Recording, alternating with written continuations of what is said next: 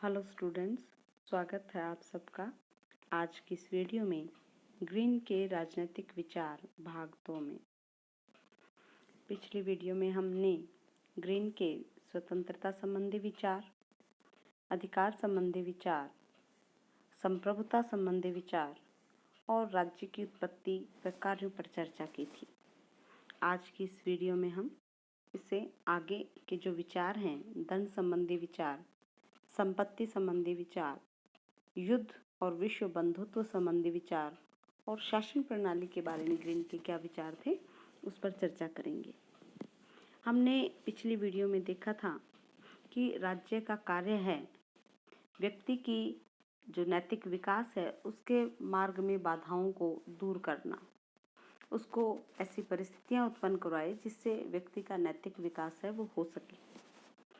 तो ग्रीन के जो दंड संबंधी विचार हैं वो उसके राज्यों के कार्यों की सीमा के अंतर्गत ही आ जाते हैं, क्योंकि व्यक्ति के उत्तम जीवन अपना बिताना है, उसे अपना विकास करना है, व्यक्तित्व का विकास करना है, तो उसके लिए जो बाधाएं आती हैं उसको दूर करने के लिए अपराधियों को दंड देने की व्यवस्था भी जो है वो राज्य करता है। जैसे समाज में अनेक समाज कंटक होते हैं, समाज विरोधी कार्य करने वाले लोग होते हैं, अपराधी होते हैं, जो कि हत्या, चोरी, डकैती ये सब अपराध करके दूसरे व्यक्ति के अधिकारों का हनन करते हैं।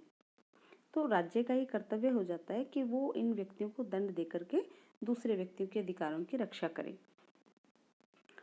ग्रीन के समय में दंड के संबंध में उस समय कई जो सिद्धांत हैं वो प्रचलित थे। उनमें से 3 सिद्धांत प्रमुख थे।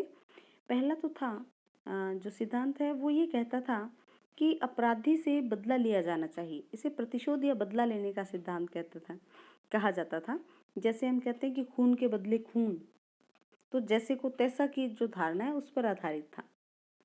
तो लेकिन ग्रीन जो थे इस सिद्धांत से बिल्कुल भी सहमत नहीं थे। उनका कहना था कि ये सिद्धांत बिल्कुल गलत है, क्योंकि बदला लेना व्यक्ति विशेष की एक निजी स्थिति है और जबकि कानून है वो सार्वजनिक वस्तु है, वो सबके लिए है। तो एक जो समाज है वो अपने नागरिक के प्रति बदले की भावना किस तरह से रख सकता है। एक नागरिक ने जो अपराध किया है बदले में उसके साथ वैसा ही किया जाए, ये बिल्कुल गलत होगा। तो ग्रीन इसको बिल्कुल नकार देते हैं। दूसरा सिद्धांत था निवारक सिद्धांत, जिसका अभिप्राय था कि अपराधी को दंड इस उद्देश्य से और इस तरह से दिया जाए कि अपराधी की जो दुर्दशा को देख करके जो दूसरे व्यक्ति हैं वो अपराध करने से डरे, उनके मन में भय उत्पन्न हो जाए, जिससे वो दोबारा अपराध ना करें। और तीसरा सिद्धांत था वो था सुधारात्मक सिद्धांत। इस सिद्धांत के अनुसार अपराधी को दंड देने का उद्देश्य है अपराधी को सुधार करना, उसको सुधार देना। जो ग्रीन है इन तीनों सिद्धांतों को किसी को भी सही नहीं मानता और उसका समर्थन नहीं करता, बल्कि वो कहता है कि ये 3 उद्देश्य ही दंड के पीछे होने चाहिए। वो एक समन्वित सिद्धांत का समर्थन करता है। वो कहते हैं जो निवारक सिद्धांत है वो सबसे ज़्यादा उपयुक्त है, क्योंकि दंड का जो उद्देश्य है वो मनुष्यों के अधिकारों के हनन को रोकना होता है। ग्रीन कहते हैं कि दंड अपराधी को दुख पहुंचाने के लिए, कष्ट पहुंचाने के लिए नहीं दिया जाना चाहिए। इसके साथ ही अपराधी को दोबारा अपराध करने से रोकना भी इसका उद्देश्य नहीं हो सकता, बल्कि इसका मुख्य उद्देश्य होता है कि अपराध के बारे में लोगों के दिमाग में भय कर देना, ऐसे लोगों के मन में भय उत्पन्न कर देना जिनके अपराध करने की प्रवृत्ति हो।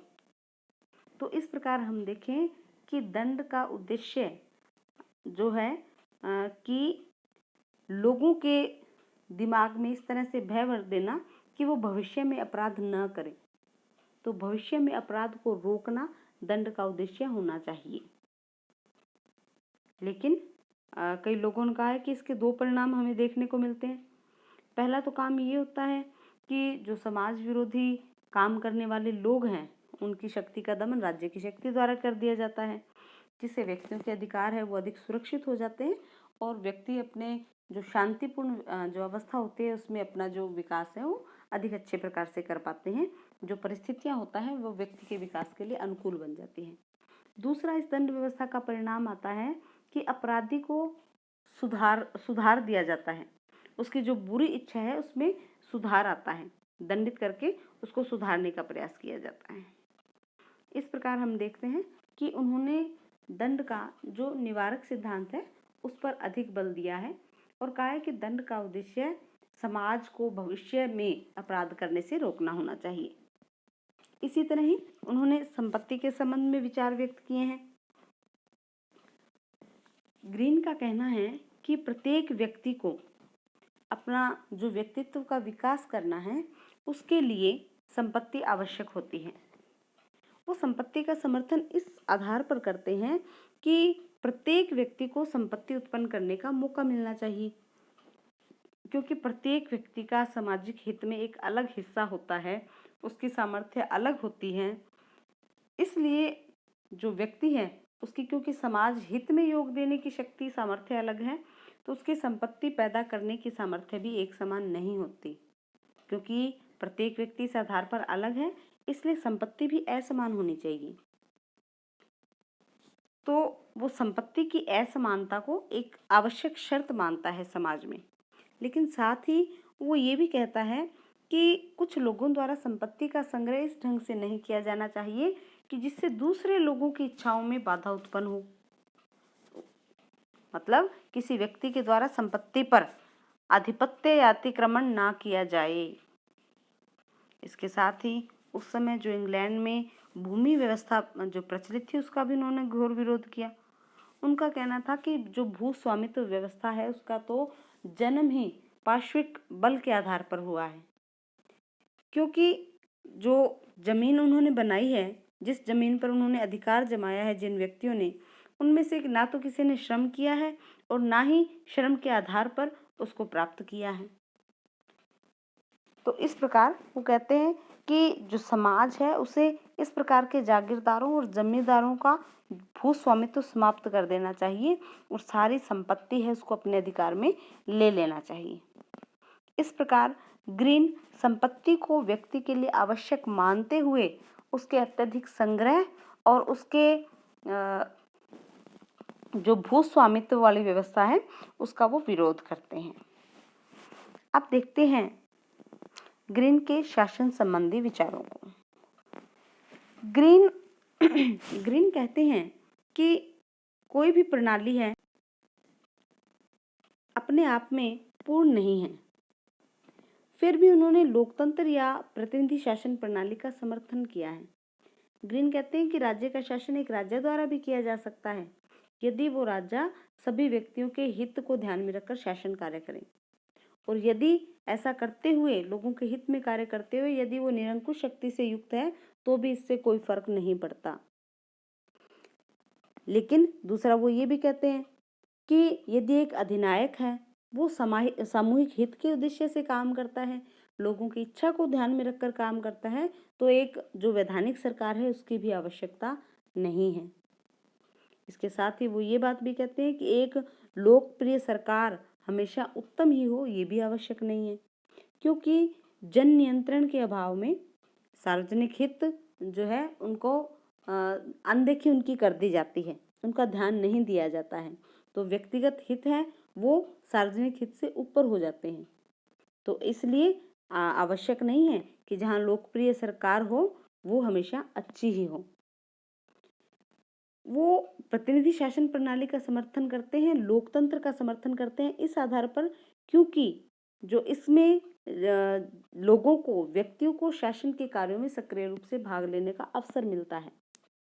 कहते हैं एक जो अच्छा राष्ट्र है, अच्छा एक देश है, उसमें सरकार के क्रियाकलापों में जनता का भाग लेना जरूरी है,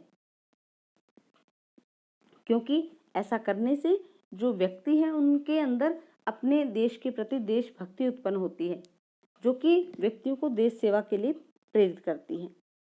इस प्रकार जो नागरिक हैं उनको राज्य के प्रति सक्रिय रुचि बनाने के लिए, देश के प्रति निष्ठा उत्पन्न करने के लिए शासन में भाग लेने का अवसर मिलना चाहिए। इसीलिए वो स्वीकार करता है कि सर्वोत्तम शासन स्वशासन होता है। और ग्रीन के जो शासन संबंधी विचार हैं उनका ब्रिटेन के उदारवादी विचारधारा है उसका भी स्पष्ट प्रभाव हमें यहाँ दिखता है, क्योंकि ब्रिटेन में जो प्रतिनिधि शासन था वहाँ उसका समर्थन किया जाता था। तो इस आधार पर, क्योंकि जो ग्रीन थे वो भी इंग्लैंड के रहने वाले थे, तो इस आधार पर वो प्रतिनिधि शासन है उसका वो समर्थन करते हैं।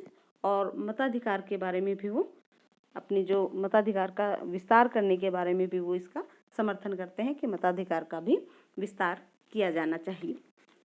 अब हम देखते हैं ग्रीन के विश्व बंधुत्व एवं युद्ध संबंधी विचार। विश्व बंधुत्व के समर्थकों में ग्रीन का नाम बड़े आदर से लिया जाता है और अग्र पंक्ति वाले विचारकों में से एक माने जाते हैं।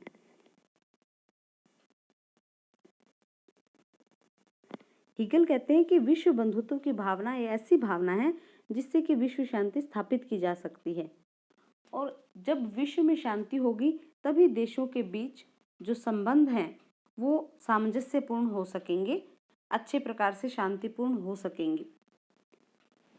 विश्व शांति या विश्व बंधुत्व की धारणा इस विचार पर आधारित होती है कि सभी व्यक्ति हैं वो विश्व के सभी व्यक्ति हैं वो भाईचारे से रहें, आपस में प्रेम से रहें और प्रत्येक व्यक्ति को जीवन का अधिकार प्राप्त हो।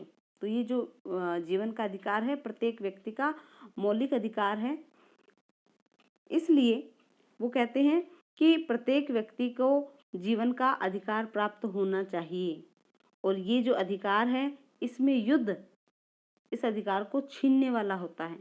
तो वो युद्ध को एक हत्याकांड बताते हैं और अधिकारों को छीनने वाले की संज्ञा देते हैं और इसको निरर्थक बताते हैं कि ये जो युद्ध है बिल्कुल ही अनुचित होते हैं, इनको मतलब इसका युद्ध नहीं किए जाने चाहिए। कई लोगों के द्वारा युद्ध के संबंध में अनेक जो पक्ष रखे गए हैं, अनेक उसके समर्थन में तर्क दिए गए हैं, लेकिन फिर भी ग्रीन का ये मानना है कि राज्य द्वारा चाहे युद्ध को न्यायसंगत ठहराया जाए, चाहे राज्य ये कहे कि अपनी रक्षा के लिए उसने युद्ध किया है, लेकिन फिर भी हर दृष्टि से युद्ध एक नैतिक अपराध तो होगा ही होगा। युद्ध को वो एक अपूर्ण राज्य का लक्षण बताते हैं और कहते हैं कि जब विश्व बंधुत्व पर आधारित जब राज्य का पूर्ण विकास हो जाएगा तो ये युद्ध है वो अनुपयोगी सिद्ध होगा और अपने आप ही ये समाप्त हो जाएगा। इस प्रकार ग्रीन ने युद्ध के समर्थन में जितने भी तर्क थे उनको खंडित किया है और विश्व बंधुत्व और शांति को उन्होंने सबसे जरूरी माना है। तो ये थे ग्रीन के राजनीतिक विचार। अब मिलते हैं हम नेक्स्ट वीडियो में, तब तक के लिए थैंक यू, धन्यवाद।